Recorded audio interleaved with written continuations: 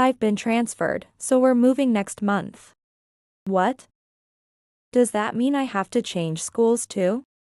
She bluntly posed the question to her parents. Then her mother burst out laughing and said, "It's just your father, your sister, and me who are moving. We don't need a monster in this house." The words were so cruel, it was hard to believe they came from her own parents. Hannah was left speechless. "You embarrass us.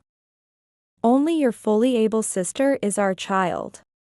When the father's transfer was confirmed, the parents, who considered Hannah born without one arm, a burden, disappeared with only her sister.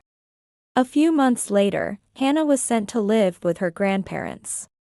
"Well then, take good care of Hannah, Dad, and Mom. Goodbye, Hannah." Though they would likely not see each other often anymore. Her parents entrusted her to her grandparents as if they were leaving for a mere 3-day trip. After seeing off her father, mother, and sister, Hannah burst into tears. Seeing her like this, her grandfather said, "Don't worry. They will be the ones with regrets." 8 years later, Hannah would come to understand the true meaning of her grandfather's words. "My name is Hannah. I am now 26 years old. I have been living with my grandparents since 8 years ago. Today's dinner is your favorite, omelet. Grandma is an excellent cook, and her omelet is my absolute favorite, with fluffy, melt-in-your-mouth eggs and homemade demi-glace sauce." "Yay! Thank you, Grandma. Delicious." Hannah's smile spilled over. After finishing his meal, Grandpa asked, "Hannah, won't you play shogi with me today? After I finish eating Grandma's food." Wait a bit. This is how it always is with my kind and culinary skilled grandma and my chess-loving grandpa. It's not that my parents divorced or died in a traffic accident. They are both alive and well, living happily with my sister. The main reason I live apart from my family is likely because of my arm. I was born without my left arm. It's a congenital condition. Having been born this way, I never felt particularly inconvenienced by it. This is normal for me. However, the reactions from others have been different. When I was in kindergarten, some kids cried upon seeing my single arm. In elementary school, when I went to school, I was teased. "Look, the one-armed monster has come," or "She's not normal, she's a monster." Perhaps because of this, I had no friends during kindergarten and elementary school. Although I wasn't overtly harassed, everyone treated me as if I were something contagious. In middle school, my peers began to understand a bit more. And such teasing stopped, allowing me to start making some friends. However, the parents of my classmates often said, "Poor girl, she has no arm." I'm not pitiful. This is my uniqueness. I can now proclaim this loudly. However, at that time, I resigned myself to such comments. But even then, there was one person who I could always rely on. That was my sister, Nicole. She was smart, kind, and fashionable. Every morning, when I tried to wear my middle school uniform, I struggled with the shirt buttons because of my single arm. Then Nicole would say, "Let me do it for you." She helped me put on my shirt every morning. After school, Nicole would always walk home with me. For my sake, as I only had one arm. She would say, "Let me carry that for you," or, "Here, it's cold, wear this." And wrap a scarf around me, always looking out for me. What I particularly loved was when Nicole did my hair. "There, your hair looks cute now. I tried braiding it today. Thank you. Wow. I'm so happy.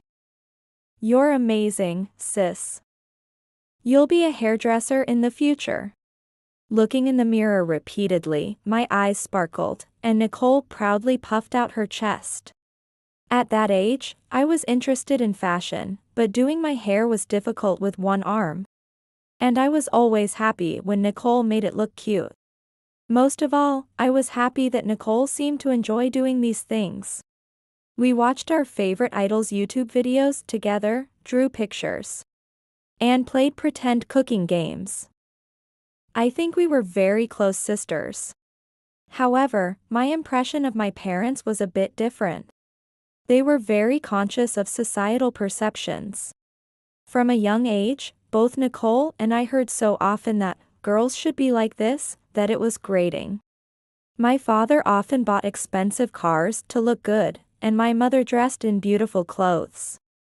Despite not being particularly wealthy, my parents stretched themselves thin for appearances, constantly complaining at home about money.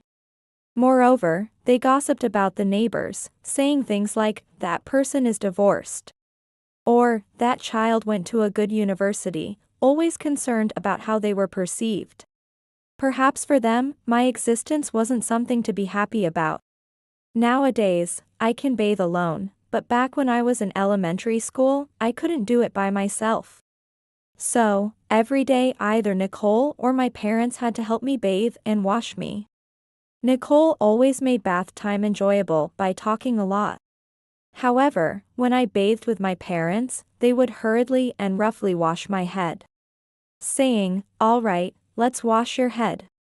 Sometimes their nails would hurt me, or they would leave soap in my hair. And they were generally careless. Once they finished washing my head, they would throw a towel at me and leave the room without a word. At home, I use drink pouches that can be poured with one hand and a water dispenser. But sometimes when I go out, I drink from a plastic bottle. When that happens, I ask, "Dad, could you open the bottle cap for me? I want some water." But he clicks his tongue and then opens it before handing it to me. When I ask for something, my parents mutter, "What a pain."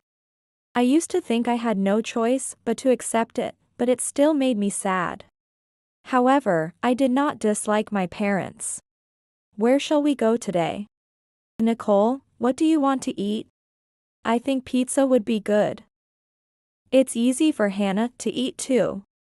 On Sundays, our family of 4 often went out to eat. I am indecisive, so when asked what I want to eat, I often hesitate and can't answer. So my father, mother, and sister always decide the place. I watch them discuss with a smile, saying, "I want this," or "I'm in the mood for this today." I like eating delicious food outside, but more than that, I enjoyed the time spent eating face to face with my whole family. One day, when we went to a pizza restaurant, I could hear a family seated next to us. "Mom, why does that person not have an arm?" It was a very hot day, and I was wearing short sleeves, which made it immediately apparent that I was missing an arm. It seemed like a mystery to the child. The child spoke quite loudly, so I could hear everything. Then, the child's mother began to explain. "That person is sick." "What?" "It's scary to not have an arm." "Why don't they have one? Everyone normally has 2 arms." "Why?" "Do not stare so much. That child is not normal.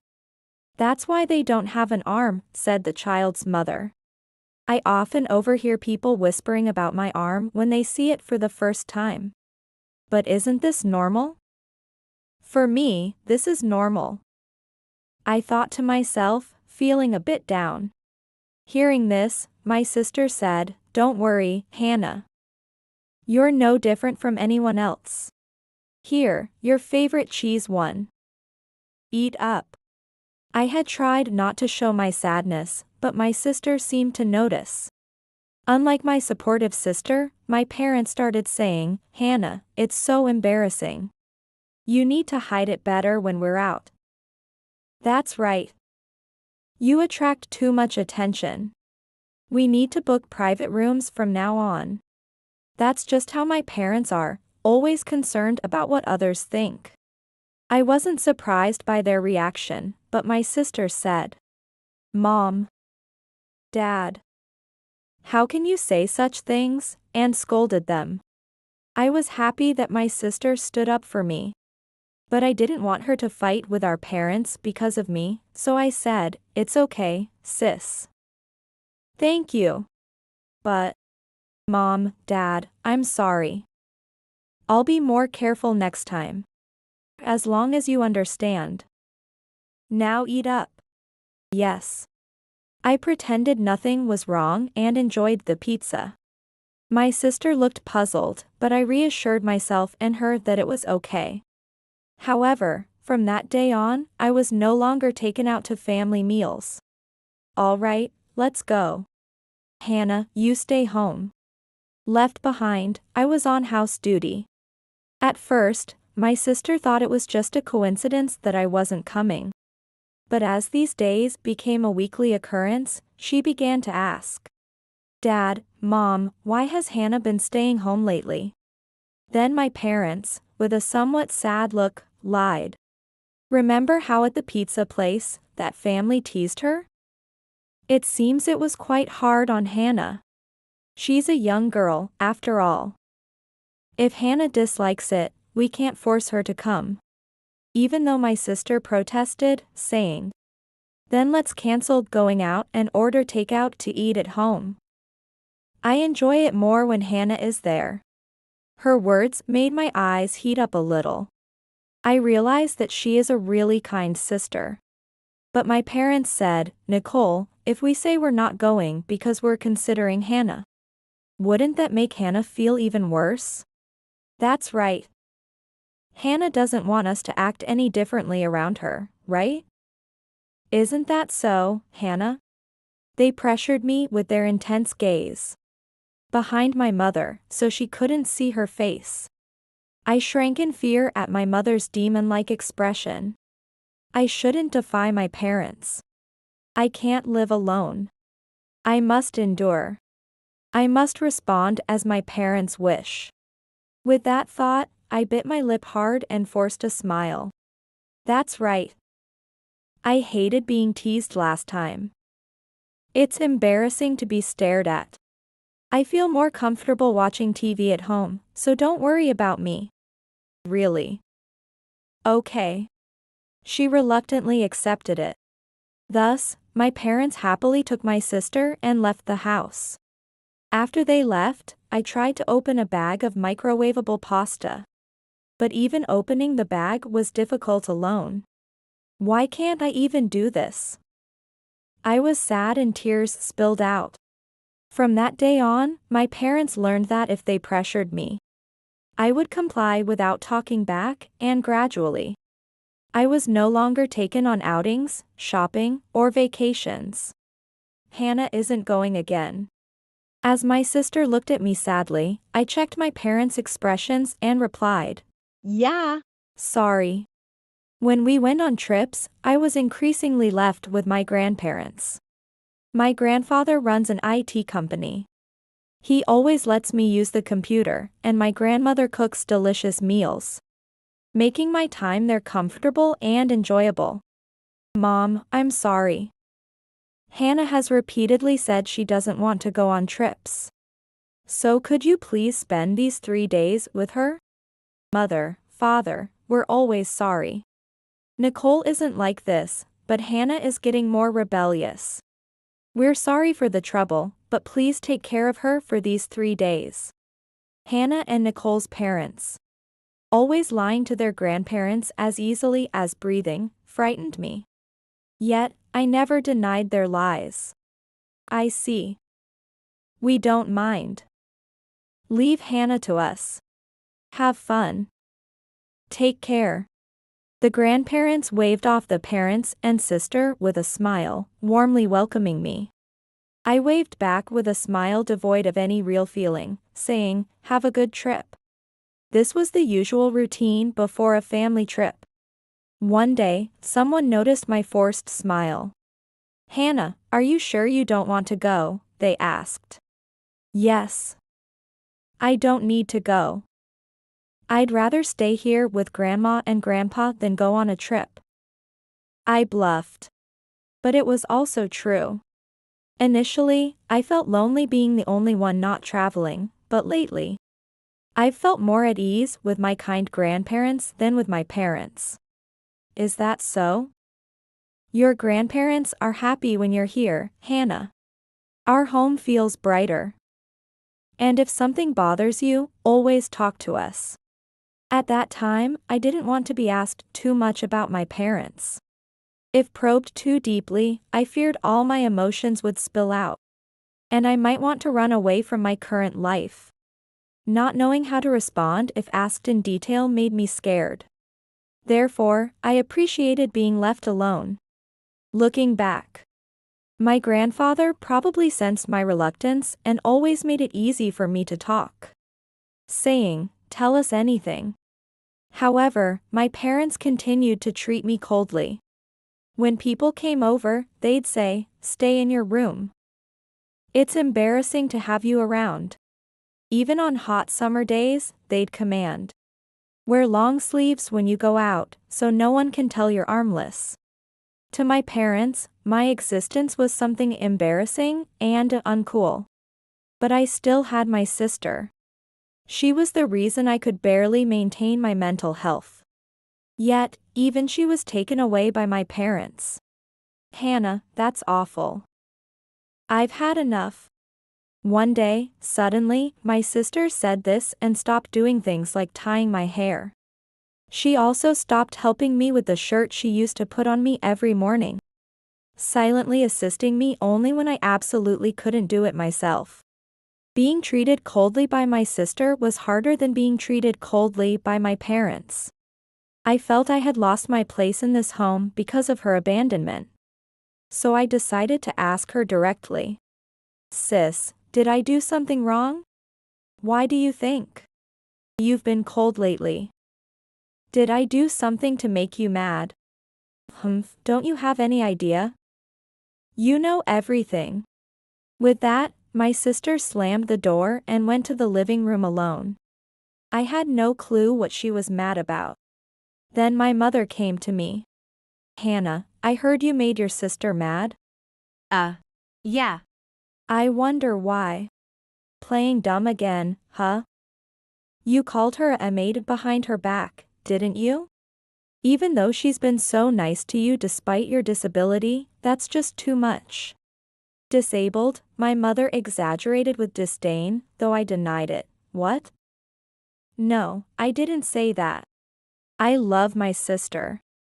I'm grateful to her, and I would never say such a thing. It was me who said it. I told her you said that to your school friends. So I made her mad for you."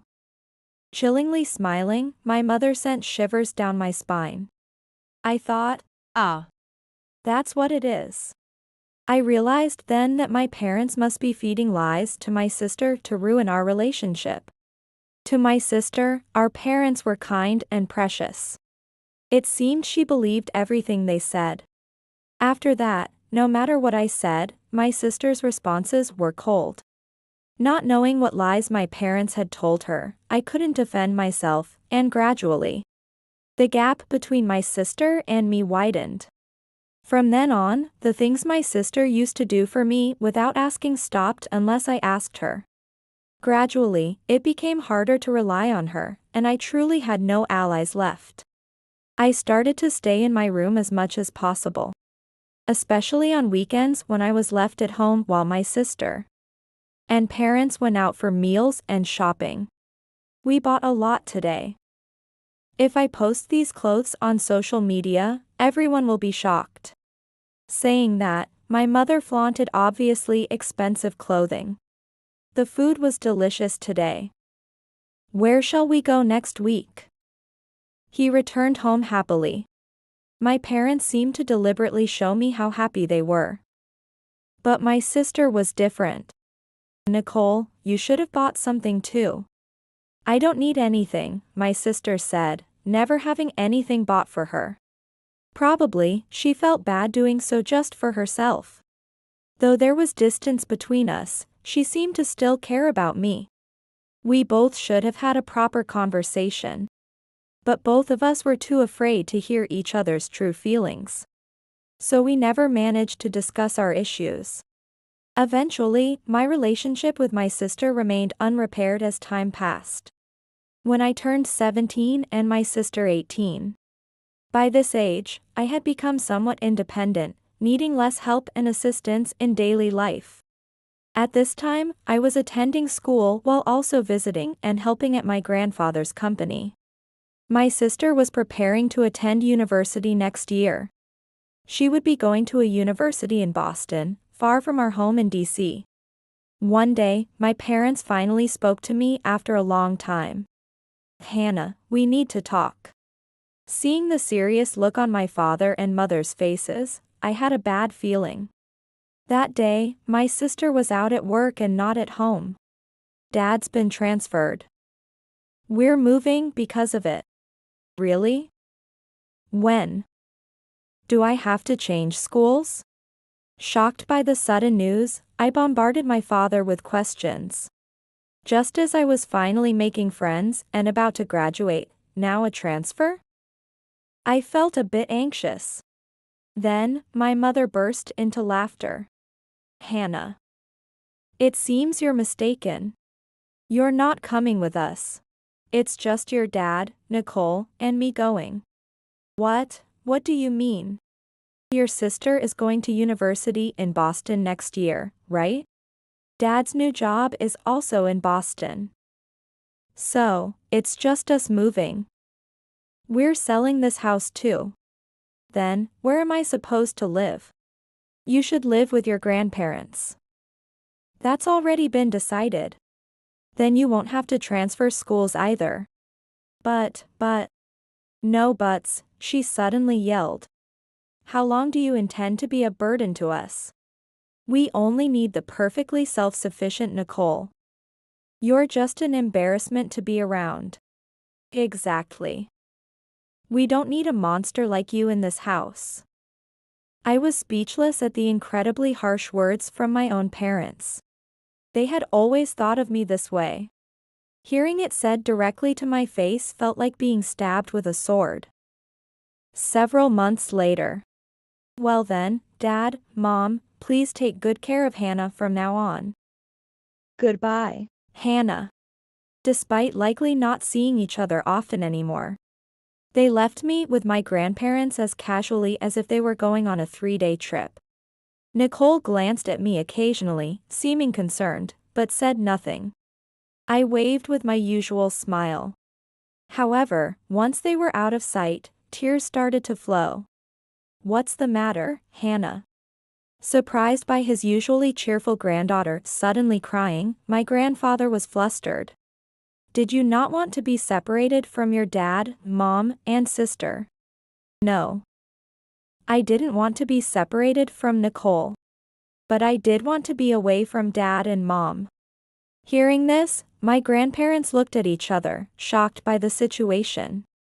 "What did they say to you?" "They said they don't need a monster." "How terrible.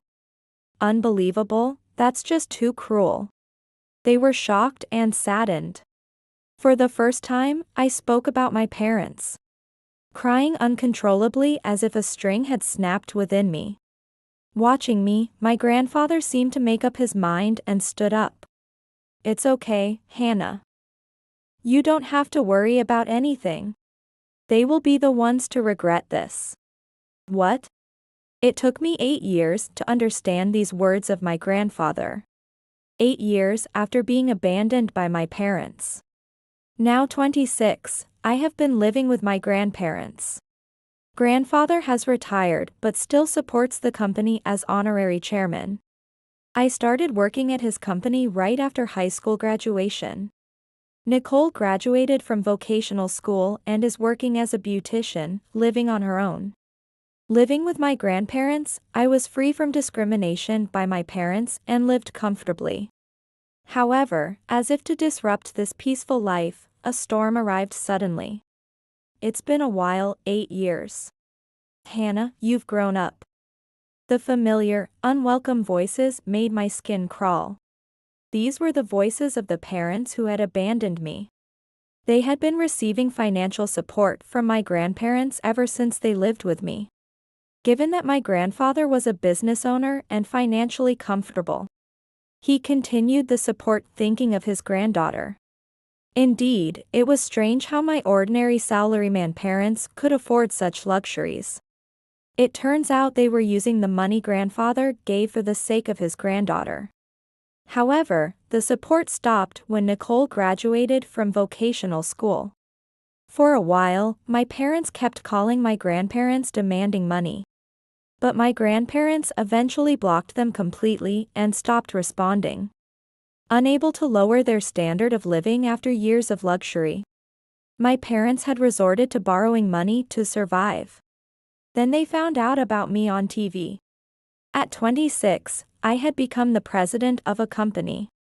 Although it's a small company with just a few employees, I had established it using the experience I gained at my grandfather's company. Perhaps because of my young success, I started getting featured on TV and YouTube. And when my parents saw on TV that I had become a president, they thought they might regain the lifestyle they had when receiving support from my grandparents if they could get me to help, so they came all this way. Hannah, I heard you became a president. Sitting in such a fancy office in such a big chair, how cheeky. Even after 8 years of not meeting, they barged into my office, making such rude remarks. Sigh. What do you want? I asked with a sigh. We're out of money and in trouble. You're a president, right? Give us some money. What? Grandma and Grandpa stopped supporting us, and we've run out of savings. Please, give us a share. Disappointed to the core that these people never change. There's no money for you, I said bluntly. What? After all we've done raising you, you could at least give us a little money, right? That's right. After all these years of taking care of a troublesome person like you. You're such an unlucky child. Raised me? They abandoned raising me halfway because I have a disability. If I were still a student, I might have been scared enough of my parents to just give them the money as they demanded. But I am not who I was back then. That's rich coming from you. You've always treated me terribly. I have nothing to talk to you about. Can you leave, please? What? What are you saying so cheekily? This is an order. Give us the money. Is this extortion? The vile words my parents used to pressure me were unbelievable. But I will not submit. If you keep bothering me, I'll call the police, okay? Never contact me, Grandma, or Grandpa ever again. Saying this, I type 911 on my mobile phone and show it to my parents. The word police is scary no matter how old you are. Well, fine. We'll ask Nicole instead. We were fools to rely on a monster like you. Saying this, my parents stormed out of my office with heavy footsteps. But someone stopped them. Dad, Mom. What do you mean you'll ask me?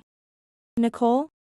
Surprised, my parents stared wide-eyed, not expecting to see my sister there.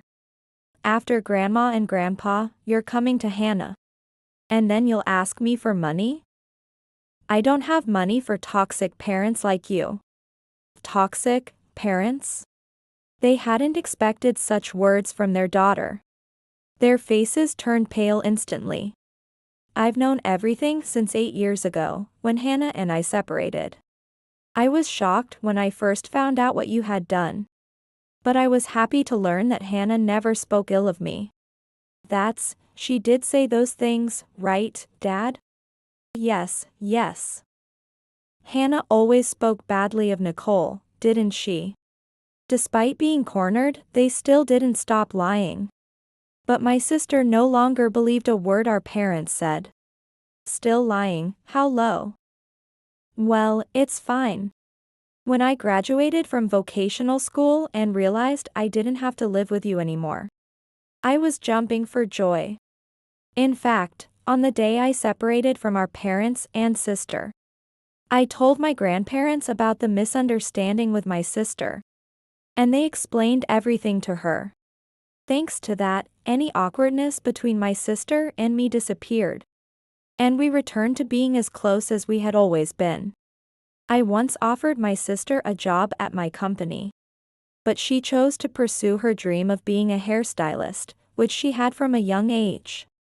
Still, she visits my company occasionally. Today, she came to my company after work. When our parents barged in yelling, she hid in another room to surprise them by showing up. No way, why are you two together? Hannah and I are still close. I don't want anything to do with parents who call my dear sister a monster. Me neither. I never want to deal with you again. How can this be? As our parents hesitated to leave our office, our grandparents arrived and yelled, "Our granddaughters don't want you here. Get out now. And don't ever contact us again, understand?"